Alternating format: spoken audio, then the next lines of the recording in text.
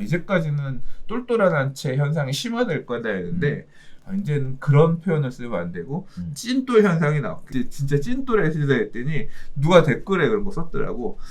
핵찐똘로 가는군요. 찐똘 다음에 이제 핵찐똘 단계가 또 이제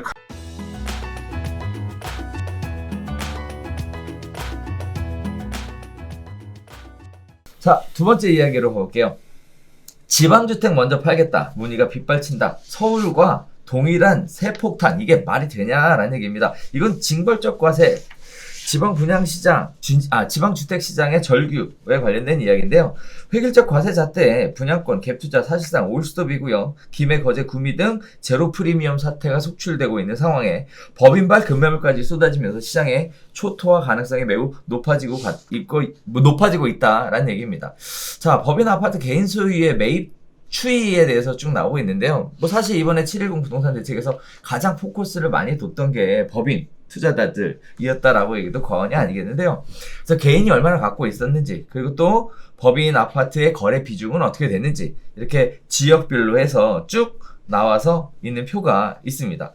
자, 시장에서도 연이은 규제로 지방이 가장 큰 피해를 볼 가능성이 높다고 보고 있고요. 또 정부는 법인의 부동산 매입을 옥죄고 매물을 팔라고 유도하고 있는 상황에서 서울경제에서 분석한 아파트 거래에서 법인이 차지하는 비중을 보면 안타깝게도 서울은 1.56%밖에 불과하다. 다시 얘기하면 법인을 옥죄다고 해서 서울 아파트의 매물은 계속 나올 것 같지 않다라는 얘기. 반면에 울산 4.61%, 충남 6.24%, 충북 6.87%, 전북 4.12% 등 법인 거래 비중이 높은 지역들은 법인발 급매물 출하가 몰릴 가능성이 높다라는 얘기들이 나오고 있는데요. 법인 투자자가 많았던 지역들 중에 대표적으로 꼽히는 것이 이런 지역들뿐만 아니라 청주, 수원, 인천 등인데요. 이쪽도 제가 좀 조사를 해봤어요. 했더니 무슨 얘기들이 있냐면 법인 투자자들 모임이 있대요. 그 모임에서 투표를 했답니다. 투표 결과가 뭐냐면 팔 거냐 보유할 거냐. 그런데 투표 결과는 보유가 좀 더 우세한 것으로 이렇게 나왔대요. 그래서 이거 어떻게 되는 거야? 라고 얘기했더니 이런 얘기들이 있대요. 어차피 내놔도 지금 안 팔린다는 거죠. 그러니까 이제 어떻게 하면 버틸 것이냐는 전략으로 갈 수밖에 없다. 6%를 어떻게 해내? 중국세를?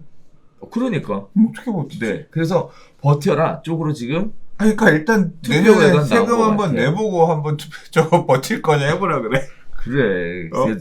우리 이제 당해본 사람들 입장에서는 이게 무섭다는 걸 아는데 이제 지금 법인으로 해서 마지막에 들어가셨던 분들은 이게 처음이셨던 분들이 생각보다 많더라고요.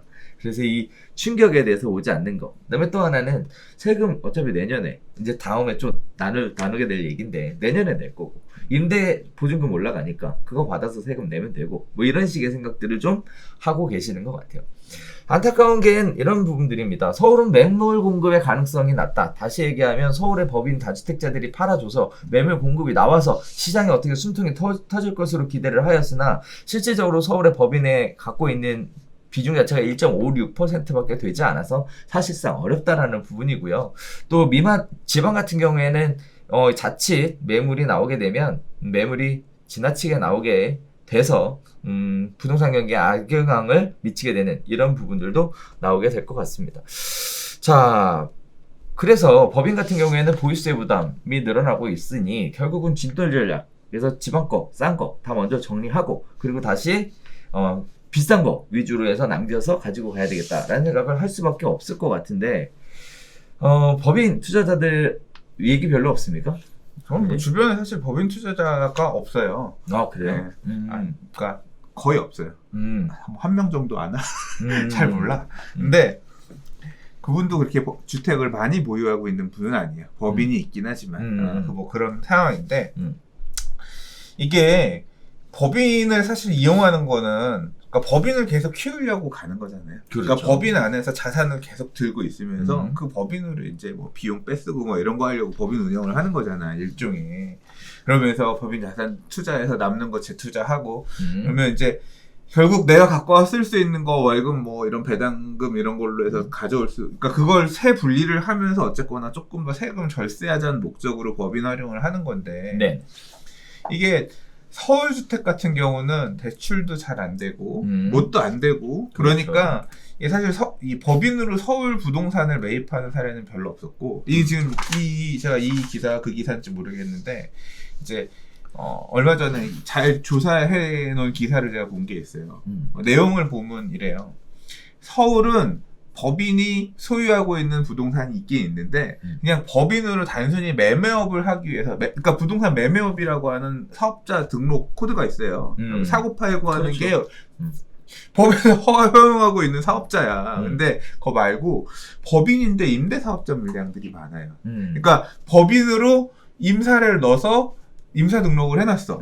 임사 혜택도 있어. 그렇죠. 그건 뭐야? 그건 8년, 10년짜리야. 그러니까 물건이 안 나와. 그러니까 서울은 그런 임사가 걸려있는 법인 물건이 많아. 근데 지방 물건들은 뭐냐면 어차피 2년 짤짜리로 간 거야. 그러니까 1년, 2년 짤짜리에서 오르면 팔려고 들어가고 그거 하는 과정에서 법인을 갖다 쓴 거야. 그러니까 단기 그렇죠. 목적이 많아서 그래서 작년 그러니까 2017년, 18년, 19년, 20년에 이 개인이 물건이 법인한테 이렇게 넘어온 사례들을 지역별로 분석해 놓은 거 보니까 지방 경남권 같은 경우는 뭐 20몇 프로 그래요. 그러니까 거래량 중에 10건 중에 2-3건이 법인이 가서 물건들 그런 식으로 막 세력들이 들어가서 장난을 쳐놓은 거거든. 그렇죠. 이제 그렇게 들어갔던 지역들이 아까 말씀하신 것처럼 버티겠다. 그 사람들이 보유세 내가면서 그 법인들이 보유세 내가면서 버틴다고 하면 뭐 되겠지만 그 중에서도 이제 던지려는 물건들 나오기 시작하면 그 물건들이 시장에서 실수요들이 소화가 잘 되지 않으면 가격이 굉장히 불안해질 여지가 있고 그리고 이제 전세 가격들이 잘 받쳐주면 상관없는데 전세 가격은 항상 그 지역의 수급하고 영향이 있잖아요. 그렇죠. 얼마나 새 있죠, 아파트 사실. 들어오냐. 이제 그런 이게 지방도 지역마다 다 다를 거기 때문에 뭐 지방이 다 무너진다. 그렇게만은 볼 수 없고 볼 수 없다고 생각해요. 그럼요. 근데 결국 뭐냐면 법인의 이렇게 직격탄을 말 그대로 목까지 칼을 딱 들이대는 상황이기 때문에 어쨌거나 충격받고 영향받는 물건들은 더 나올 만한 여지가 있기 때문에 충격이 생길 수밖에 없을 겁니다. 근데 그러면 보세요. 자, 그렇게 버티겠다는 사람도 있지만 판다고 결정한 사람이 있다고 생각해봐요. 팔 때 이익만 내고 팔아요? 저는 손해보고도 몇 학기 손해보고 또 많이 팔아봤어. 지난 하락장에 손실을 나도 경험해봤다. 손실 내고 도 못 버틸 것 같으면 그 돈 내고 살려면 팔 수밖에 없는 상황이 있단 말이에요. 그렇죠. 이 사람들이 이렇게 막 팔았어. 손해보고 팔았으니까 양도세도 없지. 만약에 손해보고 팔았다고 하면 그렇게 해서 현금 쥐어져. 그 돈 갖고 뭐해? 뭐해? 부동산 사야지. 그러니까 결국 부동산으로 다시 안 갈래면 모르겠는데 결국 나는 이걸로 뭘 하겠다라고 하면 이런 어떤 세부담이나 최대한 우회해서 갈 수 있는 다른 전략으로 바뀌는데 결국은 뭐냐면 이렇게 지방 가서 짤짤이 하는 사람들도 다 돈 몰아갖고 들고 있으면 그게 다시 야 그냥 이 돈 뭉쳐가지고 우리 그렇게 해서 다 팔고 나면 나중에 하나 남은 주택은 비과세로 팔 수 있을 거 아니에요, 이 사람도. 그렇죠. 그럼 그거 뭉쳐가지고 그냥 강남에 하나 박아놓자거나 이런 식의 핵심 지역 하나로 바뀐다는 거. 이게 누구는 강남에 한 채잖아요. 누구는 그 돈을 다 모으면 마포에 한 채 갈 수 있는 거고 누구는 그 돈을 다 모으면 은평구에 한 채 갈 수 있는 거고 누구는 그 돈을 다 모으면 저기 뭐 지축, 경기도, 고향에 한 채가 되는 거고 이렇게 뭐냐면 자기가 할 수 있는 최선의 부동산 자산의 베팅을 자기가 이게 이제 지방도 있죠. 나는 해운대로 그렇게 하나를 뭉칠래. 나는 수성구로 하나 뭉칠래. 나는 대구에 어디로 뭉칠래. 이런 식으로 해서 똘똘하게 뭉쳐지는 지역, 그렇지 않은 지역. 그러니까 이게 결국 뭐냐면 정책이 의도한 바예요. 야, 대한민국 국민은 1세대당 주택 하나밖에 소유할 수 없다.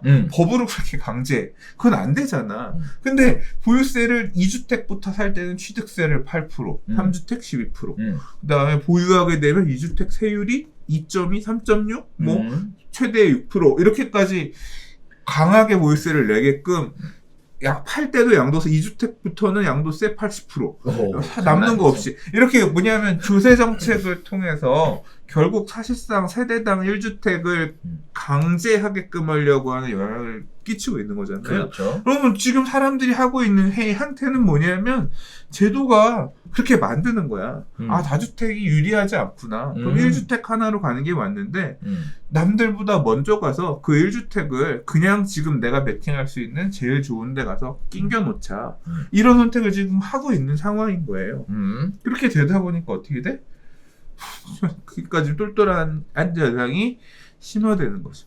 이게 그래서 제가 지난번에 딱 710 대책 나오고 나서 생각을 하다가 쓴 게 이제까지는 똘똘한 한채 현상이 심화될 거다 했는데 이제는 그런 표현을 쓰면 안 되고 찐똘 현상이 나왔고 요새 야 이건 찐이다 뭐 이렇게 말로 하는 그런 게 아니라 진짜 이거는 진짜 최고다 이게 찐이라는 표현을 쓴다고 하더라고요. 그래요? 네. 찐똘 현상이 이제 진짜 찐똘에 시대했더니 누가 댓글에 그런 거 썼더라고. 핵찐똘로 가는군요. 찐똘 다음에 이제 핵찐똘 단계가 또 이제 갈 수 있는 거야. 이런 게 강화 1주택만 할 수밖에 없는 그런 상황이 오면 올수록 이제 계속 이게 시장이 보세요. 강이 넓어. 물줄기가 많이 다닐 수 있는 시장이 넓을 때에는 물건들도 많이 나오고 뭣도 하고 하면 뭔가 유량이 바뀔 때, 자 이게 그러니까 물이 들어올 때나 물이 빠질 때나 똑같아요. 이게 넓을 때에는 많이 들어와도 거래가 이렇게 다양한 물건들이 서로 치고받고 거래가 맞춰지면서 가격 등락이 상대적으로 낮아요. 근데 이게 계속 좁아지잖아. 살 수 그렇죠. 있는 물건의 그 시장의 폭이 좁아지고 없어지기 시작하면 물이 조금만 들어와도 어마어마하게 올라가는 거야. 빠질 때는 그 반대도 되는 거죠. 그렇죠. 근데 지금 이게 그러면 앞으로는 빠질 수밖에 없다라고 생각하면 급등이 있었으니까 급락도 있을 거다라고 우리가 생각할 수 있는데 문제는 뭐냐면 지금 부동산 시장만 있는 게 아니라 돈은 지금 여기저기서 계속 제껴서 풀고 있는 전 세계적으로 풀고 있는 상황이잖아. 물이 빠지는 시장이 아니라 이 경제 위기를 전 세계적인 위기를 극복하고 막 돈을 풀고 물을 풀어 제끼고 있는 상황이니까 그게 지금 이 상황에서는 아예 닫으려고는 아니고 닫아놓으니까 이 더 크게 지금 이렇게 올라가는 상황이라는 거죠. 그래서 결국 지금 앞서서 얘기했었던 이런 상황, 지방의 부동산이 양극화가 심해지는 상황. 지방 특히 이제까지 가수요들이 시장을 이렇게 흔들어줬던 부분들, 그러니까 가수요들이 시장을 캐리해줬던 부분들에서 가수요가 싹 겹치면서 굉장히 힘든 지역들도 나올 수밖에 없을 거고, 그나마 거기 안에서 처분해서 움직이려고 하는 수요층들 같은 경우 뭉쳐가지고 결국 이게 말씀하셨던 핵심 지역으로 다시 돌아오는 그런 똘똘한 한채 현상이 그런 식으로 앞으로 남은 장세에서는 이어질 수 있을 것 같고, 이게 결국은 가격 불안으로 돌아올 가능성이 있다. 돌아올 거다가 아니라 가능성이 있다.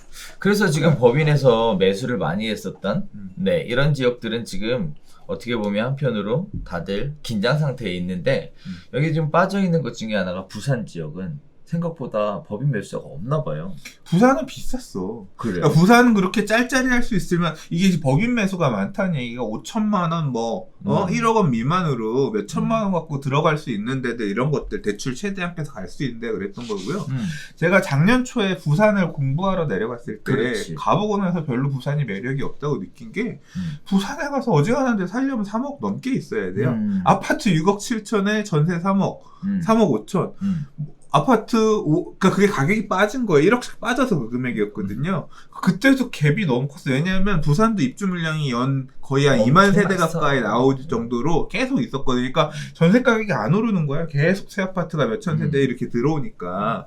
그래서 갭이 커서 그러니까 뭐냐면 그 당시에 2019년 같은 경우 2018년에 9.13 대책 나오고 나서 시장에 충격이 있던 시절이에요. 수도권에 이런 말 그대로 투자 세력들이 들어가서 가격을 띄워놨던 지역들 같은 경우는 대책 이후로 흔들리니까 가격이 막 빠져. 예를 들어 뭐 광명이라든가 아니면 그러니까 광명 뉴타운이라든가 아니면 수원이 아니라 수원은 더 이후에 떴고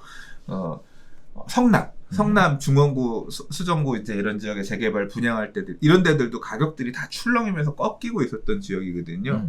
그럼 뭐냐면 3억 주고 부산 갈 거면 그 돈으로는 수도권의 A급 투자 지역들로 갈 수 있다. 그 돈이면 서울이나 이 수도권 가지고 뭐하러 부산 이러면서 안 갔단 말이에요.